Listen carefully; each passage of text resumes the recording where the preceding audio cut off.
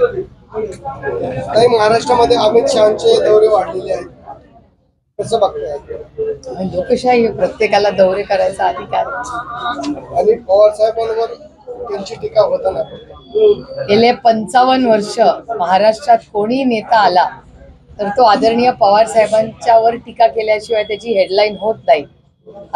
Database तुम्हाला सांगते. त्याच्यामुळे आल्यावर जर पवार साहेबांवर टीका केली नाही तर हेडलाईन होण्याची शक्यता कमी असते. त्याच्यामुळे आणि लोकशाही हो, विरोधक पण दिलदार असला पाहिजे. बारामती मध्ये 15 तारखेच्या भरपूर काही घडामोडी होणार आहेत, काय सांगा? कोण म्हणलं? म्हणजे 15 तारखेच्या बारामतीत मेळा होणार असं कळतंय. नाही, कुणाच्या? आपलं शरदचंद्र पवार. अच्छा, अशा घडामोडी.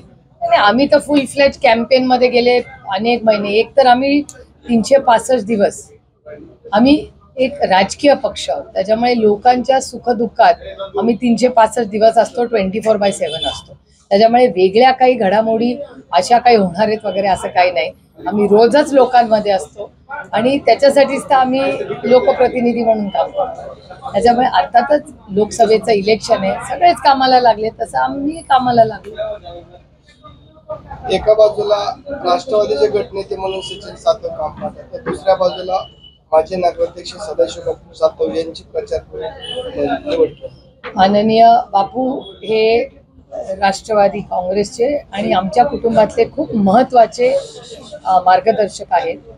मी त्यांचे मनपूर्वक आभार मानते की त्यांनी ही खूप मोठी जबाबदारी ही जी घेतलेली आहे त्याबद्दल मी बापूंचे मनपूर्वक आभार मानते. आणि त्याचबरोबर त्यांच्या मार्गदर्शनाखालीच बारामती लोकसभा मतदारसंघाचा हा सगळा प्रचार हा त्यांच्या मार्गदर्शनाखाली होईल. आणि अनेक कुटुंबातले जे सहकारी राहिलेत आमच्या सगळ्यांचे आणि मार्गदर्शक राहिले त्यांच्या सगळ्यांच्याच मदतीने हा उपक्रम होईल. त्याच्याबरोबर जवाहर शेठ असतील, सुभाष ढोले सर असतील, हे सगळे शहर आणि ग्रामीणचं काम करतील.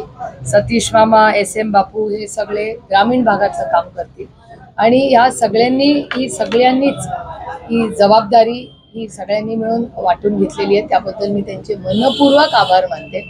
आणि प्रचार हा नेहमीप्रमाणे माझंही 4थं इलेक्शन आहे. त्याच्यामुळे साधारण या सगळ्यांच्या आशीर्वादाने, त्यांच्या दिलेल्या सूचनांप्रमाणे हा या भागातला संपूर्ण प्रचार आहे. जशी कार्यकर्त्यांना किंवा जुन्या सहकार्यांना जबाबदारी वाटून देण्यात आलेली आहे, तशी पवार कुटुंबातल्या सदस्यांना देखील जबाबदारी वाटून देण्यात आलेली असं कळतं. नेमकं कशा पद्धतीने? नाही, जबाबदारी अशा काही वाटून दिलेल्या नाही. ज्याला प्रचार करायची इच्छा असेल त्यांनी प्रचार करावा. आणि ही इलेक्शनमध्ये साधारण इलेक्शन हे विचाराने होत असते. आमच्यासाठी ही वैचारिक लढाई आहे. म्हणजे काली आमच्यावर जी टीका झाली, मला एका गोष्टीचा आनंद वाटला की आम्ही भ्रष्टाचारातून मुक्त झालो. आमच्यावर कुठलाही भ्रष्टाचाराचा आरोप त्यांनी काल केला नाही. कारण का महाराष्ट्रात आलं की पहिलं NCP म्हणायचं आणि मग नॅचरली करप्ट पार्टी म्हणायचं. त्याच्यातून आम्हाला प्रचंड वेदना व्हायची. त्याच्यामुळे काल फक्त त्यांनी जी काही टीका केली पुन्हा तो हक बनताय. तुम्ही असं एकीकडे म्हणताय की जबाबदारी वाटून देण्यात आली नाही प्रचार करायचं. योगेंद्र पवारांना बारामती लोकसभा मतदारसंघ दिला असं कळतंय, किंवा शर्मिला पवार असतील किंवा श्रीनिवास पवार असतील त्यांना इंदापूरची जबाबदारी दिली आहे. राजूदादा असतील किंवा रोहित पवार असतील त्यांना जी आहे ती बारामतीची जबाबदारी असं कळतंय. असं काही झालेलं आहे? मला तरी माहिती नाही. आपल्याला काही वेगळी माहिती असेल तर मला माहिती नाही. पण माझ्या गेले 3दा आणि माझं 4थं इलेक्शन आहे. माझ्या सगळ्या इलेक्शनमध्ये संघटनेतले सगळे पदाधिकारी जे माझं कुटुंबच आहे, मतदारी माझं कुटुंबच आहे. आणि त्यातून माझ्या कुटुंबातले आणखीन लोक हे दरवर्षी प्रचाराला 5 वर्षांनी माझ्या प्रचाराला असतातच. त्याच्यामुळे प्रत्येकजण, माझे सगळे भाऊ असतील, वहिन्या असतील, माझ्या घरातली आमची मुलंही मोठी झालेली आहेत.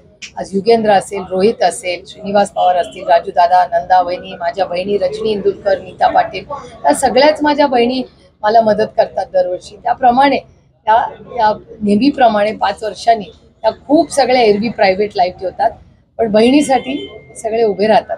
त्याच्यामुळे मला आनंद वाटतो की त्यांचाही एक खूप मोठा आधार मला असतो. एका बाजूला मनोज जरांगे पाटील यांचं आंदोलन सुरू आहे. काल योगेंद्र पवार बारामती तालुक्यात गावभेट दौरा करीत असताना मराठा समाजाच्या कार्यकर्त्यांनी त्यांना अडवलं आणि सांगितलं की जोपर्यंत आमचा प्रश्न मिटत नाही, आरक्षण मिळत नाही, तोपर्यंत आपण गावभेट दौरे करू नयेत अशा सूचना केलेल्या आहेत. आपण काय आव्हान? नाही, मला असं वाटतं त्या सूचनेनंतर युगेंद्रनी अतिशय मॅच्युअरली त्या मुलांची अतिशय चांगली चर्चा केली आणि त्या मुलांनीही नंतर युगेंद्र बरोबर बसून खूप समजूतदारपणा दोघांनी, म्हणजे वयाने तीही मुलं लहान आहेत, युगेनी इतका काही मोठा नाहीये, पण त्या मुलांनीचंही मी कौतुक करते आणि युगेंचं मनापासून कौतुक करते की त्या सगळ्यांनीच मिळून खूप चांगली चर्चा केली, सगळ्यांनी विषय समजून घेतला, एकामेकाचं ऐकून घेतलं आणि त्याच्यामुळे मला विचाराल तर त्या म्हणजे ती मुलंही आणि युगेन ह्याच्यात एक नवीन चांगली मैत्री आणि एक विश्वासाचं नातं झालं. त्याच्यामुळे हा प्रश्न जो आहे तो अर्थातच मराठा, धनगर, लिंगायत, मुस्लिम आणि भटक्या विमुक्त समाजाचे जे जे आरक्षणाचे मुद्दे आहेत त्याबद्दल मी स्वतः पार्लमेंटमध्ये सगळ्यात जास्त वेळा कोण खासदार बोलला असेल तर ते मी आहे. याचा अभ्यास, त्याचा फॉलोअप हा सगळा आम्ही सगळे करतोय आणि मी अनेक वेळा तुमच्याही चॅनलवर बोलले की आरक्षणाबद्दल जे सरकार महाराष्ट्रात आणि देशात ही बिलं आणेल त्याला पूर्ण ताकदीने आम्ही एक मताने सपोर्ट करू. महाविकास आघाडीच्या जागेसंदर्भात आता शेवटची अंतिम बैठक सुरू आहे. लवकरच या जागेचा निकाल लागणार. आपल्याला काय संदेश मिळाले? मला यातलं काही माहिती नाही, त्या प्रक्रियेतच मी नाहीये. 3 तारखेला रात्री उपमुख्यमंत्री देवेंद्र फडणवीस आणि तुम्ही आणि शरद पवार यांनी एकत्र भेट घेतली अशा चर्चांना फार उधाण आले, याबद्दल काय सांगाल नेमकं? साधारणतः याची सोशल मीडियामध्ये खूप चर्चा आहे की तुम्ही दोघांनी मिळून 3 तारखेला तुम्ही बारामतीच दौरा होता 8 वाजेपर्यंत. 8 नाही, मी 9:30 नाही 9:45 मी लाट्यातून निघाले. बरोबर 9:45 वाजता मी लाट्यात होते. बरोबर बारामतीत तरी 8 वाजे. बारामती नाही, मी लाट्यात 9:45 होते. आपण लाईव्ह केलं होतं का लाट्यात? 9:45 आई साहेबांचं दर्शन मी 9:30 9:45 त्याच्यानंतर घरी गेलो आपण. मग माझा चष्मा मंदिरात राहिला, त्याच्यामुळे मी आणि थांबले 10 मिनिटं. म्हणजे मला लाट्यातून निघायला 10 तरी वाजले, 10:15 झाले होते. करेक्ट. आणि माझं तुम्हाला माहितीये, माझं सगळं लाईव्ह फेसबुक सगळ्यावर असतं. थँक्यू. लोकशाही मराठी ऐका, पहा, जागरूक रहा.